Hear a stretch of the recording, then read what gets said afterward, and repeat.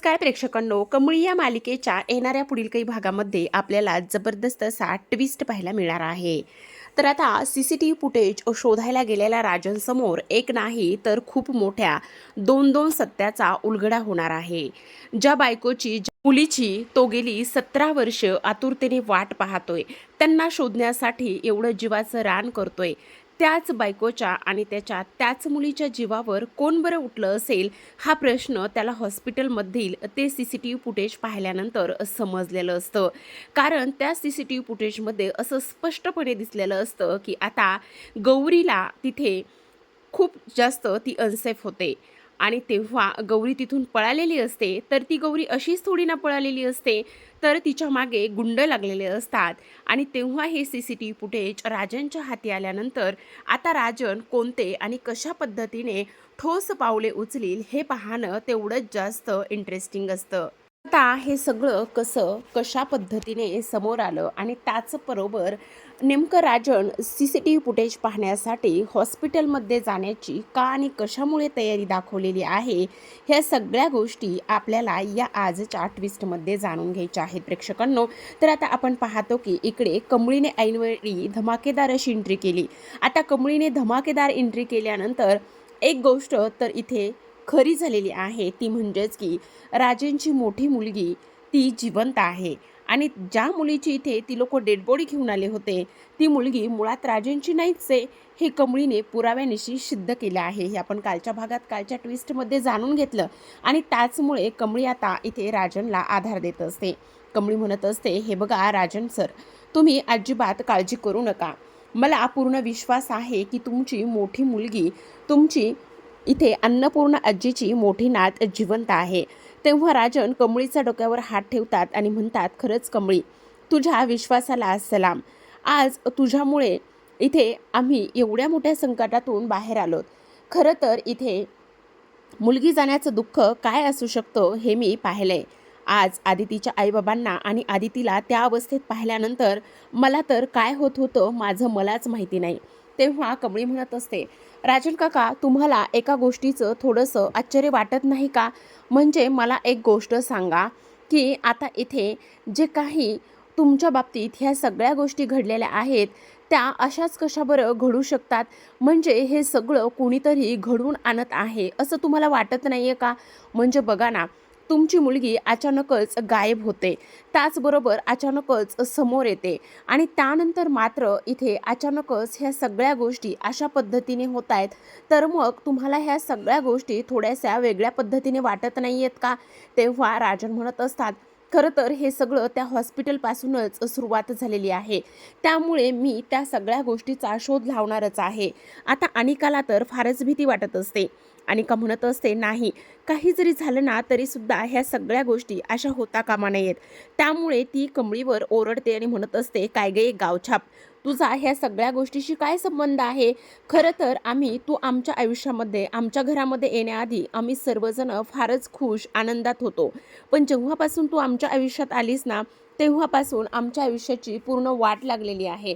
त्यामुळे तुला एक गोष्ट सांगू का, तू आमच्या आयुष्यातून निघून जा.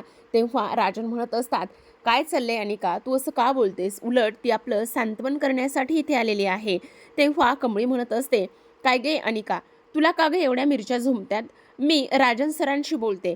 हो, तो माझा डॅडा आहे, तो आता सध्या लो फील करत आहे आणि तू त्या गोष्टीचा गैरफायदा घेतेस का? तेव्हा लगेच आता राजन म्हणत असतो, हे बघ कमळी, आता तू म्हणतेस ते म्हणणं मला अगदी पटत आहे. काही जरी झालं ना तरीसुद्धा एक गोष्ट मात्र महत्त्वाची आहे आणि ती म्हणजेच की मी असा हातावर हात धरून बसणार नाही आहे. आईची अवस्था मला इथे पाहवत नाही आणि त्याचमुळे मी आता ठरवले की काही जरी झालं ना तर ह्या सगळ्या गोष्टीच्या मागे नेमकं कोण आहे आणि कोण नाही, ह्या सगळ्या गोष्टीचा शोध मी इथे घेणार आहे. म्हणजे मी उद्या हॉस्पिटलमध्ये जाणार आहे आणि हॉस्पिटलमध्ये गेल्यानंतर ते सीसीटीव्ही फुटेज मी चेक करणार आहे. हॉस्पिटलमधले सगळे सीसीटीव्ही फुटेज मी चेक केल्याशिवाय शांत बसणार नाही, असं स्पष्टपणे राजन म्हणत असतो. आता कामिनी त्याचबरोबर रागिनी तर फारच घाबरलेल्या असतात. रागिनी म्हणत असते, अगं आई, काय हे चाललंय? ही कमळी तर आपल्याला आता खूपच जास्त भारी पडायला लागली ग. काय गरज आहे राजांच्या मनामध्ये ह्या सगळ्या गोष्टी तिला घालून द्यायची? तेव्हा कामिनी म्हणत असते, त्या कमळीचा तर काहीतरी बंदोबस्त केलाच पाहिजे. तिला आता ह्या घरातून हाकलून दिलंच पाहिजे. आता जेव्हा ती इकडे अन्नपूर्णासमोर त्यांची काळजी घेत असते, त्यांना सूप वगैरे देत असते, तेव्हा त्या दोघीजणीसुद्धा धावतच तिथे येतात आणि कमळीला म्हणत असतात, "काय गं ये, तू ह्या घरची नाही आहेस. तुझं आमच्यासोबत रक्ताचं नातं नाही आहे. तू आमची कोणी लागत नाही आहेस. तरीसुद्धा आम्ही तिघीजणी इथे असताना तुझी इथे आमच्या आईची काळजी करण्याची आणि ह्या सगळ्या गोष्टी करण्याची काय गरज आहे? हे बघ, मी तुला आत्ताच्या आत्ता सांगत आहे. ताबडतोब इथून निघून जायचं. आमच्या घरामध्ये तू थांबायचं सुद्धा नाही." तेव्हा कमळी त्यांना म्हणत असते, "असं काय करताय? हे बघा, प्लीज असं करू नका. आता अन्नपूर्णा मॅडमची तब्येत सगळ्यात जास्त महत्त्वाची आहे. त्यांना आधार देणं तेवढंच जास्त गरजेचं आहे. मी काय म्हणते ते तुम्ही एकदा ऐकून तरी घ्या." त्यावर लगेच आता इकडे ती म्हणत असते, "अजिबातच नाही. काही जरी झालं ना तरीसुद्धा मी शांत बसणार नाही आणि तुझं कोणतंच म्हणणं ऐकून घेणार नाही. आत्ताच्या आत्ता इथून चालतं व्हायचं. आत्ताच्या आत्ता इथून निघून जायचं. समजलं तुला?" ह्या सगळ्या गोष्टी बोलल्यानंतर आता आपण पाहतो की इकडे रागिनी आणि कामिनी इथे कमळीच्या हाताला धरतात आणि तिला धक्के मारतच त्या घरातून हाकलून देत असतात, बाहेर काढत असतात. आता शेवटी कमळी बिचारी काय बोलणार? तिच्याकडे कोणताच पर्याय शिल्लक राहिलेला नसतो आणि त्याचमुळे ती सुद्धा आता त्यांना नकार देऊ शकलेली नसते आणि सरते शेवटी ती तिथून बाहेर पडते. इकडे काल आपण पाहिलं की ऋषीसमोर आता ज्या काही आपल्या साधना मावशी आलेल्या आहेत, त्यांना ऋषीच्या गाडीची इथे धडक लागते आणि त्या पळत असतानाच आता ऋषी त्यांना उचलतो आणि म्हणत असतो, "साधना मावशी, तुम्ही या वेळेला आत्ता इकडे काय करत आहात? हे बघा, असं करू नका ना प्लीज. चला घरी चला." असं म्हणून ऋषी आता साधना मावशीला घरी घेऊन जातो. दुसऱ्या बाजूला आपण पाहतो की कमळीच्या सांगण्यावरून आता राजन दुसऱ्या दिवशी सकाळी हॉस्पिटलमध्ये जाऊन पोहोचलेला असतो. आता हॉस्पिटलमध्ये जाऊन पोहोचल्यानंतर राजनला फार गौरीची आठवण येत असते. तो अक्षरशः रडत असतो आणि म्हणत असतो, "गौरी, मी त्या दिवशी आलो होतो तेव्हा तू ह्याच हॉस्पिटलमध्ये होतीस गं. आज मात्र तू इथे नाही आहेस आणि तू त्या हॉस्पिटलमधून का पळून गेलीस? कुठे पळून गेलीस? ह्या सगळ्या गोष्टी शोधण्यासाठी मला आज इथे यावं लागेल, हे माझ्या मनाला तरी वाटलंच नव्हतं. जेव्हा तू शुद्धीवर आली होतीस तेव्हा मला असं वाटलं होतं की आता 17 वर्षापासून तू माझ्यापासून वेगळी होतीस, लांब होतीस. आता पुन्हा आपण एकत्र येऊ. माझं प्रेम तुला कळेल, पण तसं काहीच झालं नाही आहे गं." असं म्हणून तो थोडासा अस्वस्थ होतो. आता रिसेप्शनवर जातो आणि तिथे रिक्वेस्ट करत असतो आणि त्या डेटचं तो CCTV फुटेज पाहत असतो. आता CCTV फुटेज पाहत असताना 2 अनोळखी व्यक्ती त्या हॉस्पिटलमध्ये चोर पावलांनी घुसताना त्याला दिसतात.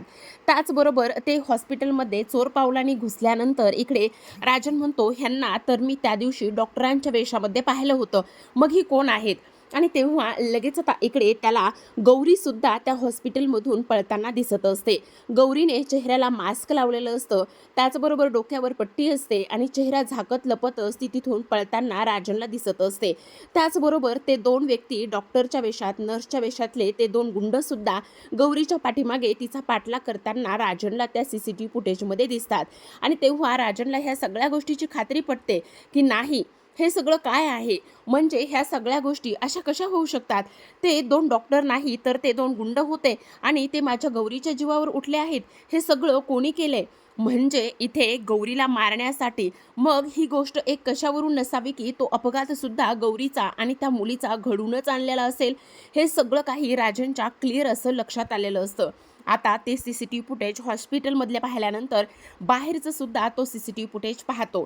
बाहेरचं CCTV फुटेज पाहिल्यानंतर त्याला त्या हॉस्पिटलच्या आवारामध्ये गौरी बाहेर पडताना सुद्धा राजनला स्पष्टपणे दिसलेली असते आणि त्याला ह्या गोष्टीची खात्री पटलेली असते की गौरी ही फक्त आणि फक्त त्या गुंडांना घाबरूनच तिथून पळून निघून गेली आहे आणि तिने त्याचकरिता मला ते लेटरसुद्धा लिहून दिलं होतं. आता इकडे राजन म्हणत असतो, "मी तुम्हाला रिक्वेस्ट करतो, पण प्लीज मला हे CCTV फुटेज तुम्ही द्याल का?"